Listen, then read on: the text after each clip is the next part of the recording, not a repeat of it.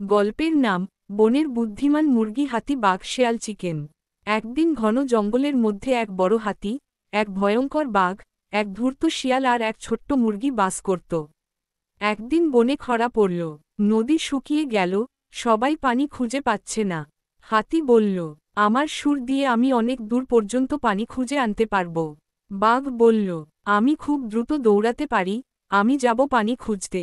শিয়াল হাসতে হাসতে বলল, তোমরা সবাই ব্যস্ত থাকো, আমি বুদ্ধি দিয়ে কাজ করব। ছোট্ট মুরগি চুপ করে শুনছিল। সে ভাবল, শুধু শক্তি বা গতি নয়, বুদ্ধিও দরকার। পরের দিন সকালে মুরগি একটা গাছের উপর থেকে দেখল দূরে একটা কুয়ো আছে।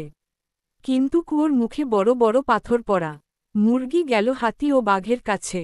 মুরগি বলল, তোমরা যদি ওই পাথরগুলো সরাও, আমরা সবাই পানি পাব। হাতি সুর দিয়ে পাথর তুলল, বাঘ সাহায্য করল, আর শিয়াল পাশে দাঁড়িয়ে আদেশ দিচ্ছিল। যখন পানি বেরিয়ে এল, সবাই খুশি।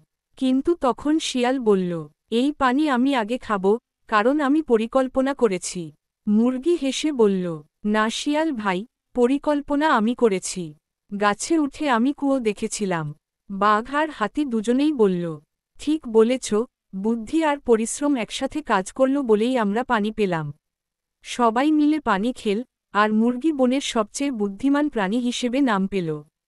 Dash dash dash. বই শিক্ষা। ডানে ইশারা করা উল্টো হাতের তর্জনী শুধু শক্তি নয়, বুদ্ধিও বড় শক্তি। ডানে ইশারা